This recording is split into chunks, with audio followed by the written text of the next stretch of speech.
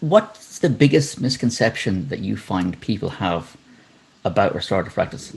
Um, I suppose the biggest one is oh, this, I don't have time, I think, and I can understand that, when you first hear about it, you're going to hear about language, questions, circles, shame, all these things. And, at the start, there is a sense, possibly a sense of anxiety. Can I learn this? Is it going to help? Is it going to be worth the effort? So this aspect of time, I think, is a big well, I mean, it's valid if you like at the same time, but in my experience, and again, in the experience of teachers that I've worked with and other teachers, that if you put in the time up front, if you do a little bit of work, a little bit of reflection, whatever it is up front, you will gain the time back in spades. Because, as it is, again, a lot of teachers are probably spending a lot of time maybe dealing with challenging behavior. So why not, if you like, front load that and then save time? And ultimately, when I talk about using restorative practice, I mean, it can be the smallest, it can be 1 second change. It can be just taking a breath. So it can be when you actually get into it, it takes very little time, just to get that point across. So rather than thinking this is going to take a long time, it's a couple of seconds in how you phrase something. Or if you're doing a circle, it's a minute, 90 seconds. A quick circle like that can give you huge benefits. So that misconception. And I suppose one other one then, it's too soft. They just have to say sorry.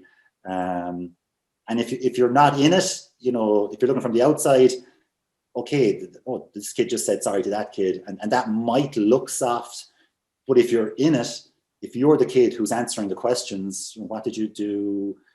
What were you thinking? What are you thinking now?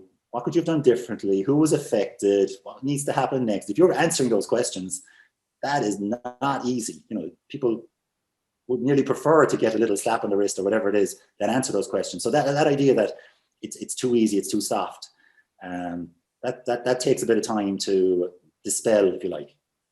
Yeah, so like the slap on the wrist is like the punishment's done now. I'm off the hook. I can think about it again. Whereas if you're forced to confront your actions, it's hard. Exactly, yeah. And then I suppose, maybe if I don't know, a third misconception, because we tend to focus on the wrongdoer, if you like, the person who's stepped out of line. But if you think about it, there's someone whose toes they have stepped on, right? So I mean, I don't want to use the word victim, but if someone has been hurt, has been harmed, and we don't tend to include them an awful lot in the process, in the outcome, get their opinions. What do they want? So this, so when you're being restorative, you are as much or more focused on the person who has been harmed, and not just the wrongdoer. And as well as that, you're focused on the needs of both people, because there's a story, there's a background to all of it, and the person who might have, if you like, caused the harm, there might be unmet needs there as well. They mightn't have known how to ask for whatever it is they're asked. They mightn't have known how to take a turn. There might be a skill deficit. So by being restorative, you kind of, you're getting the story, you're finding out, okay, well, I need to work on this kid, just to use that example, maybe tomorrow. But for right now, I need to help, if you like, both sides, and make sure, that both sides are happy. So it's a different way of looking at things, but it takes everyone into account, and you're just getting, hopefully, a good, respectful, fair outcome for everyone. So there are misconceptions, which are important to I suppose, address at the beginning. So I suppose like the mindset changes, one from firefighting and putting out fires all the time to fire prevention, because you put a lot of effort at the start. Yeah, Okay. that's very well put, because restorative practice has, if you like, been born out of restorative justice, which is the criminal justice sphere, offenders and victims, if you like, and facilitating dialogue where possible.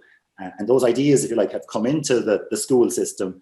But it's much more than that. Like, if you're just, if you like, firefighting or dealing with things, if you use the river analogy, you're dealing with pollution or whatever it is, there's something that's causing that, if you like, further upstream.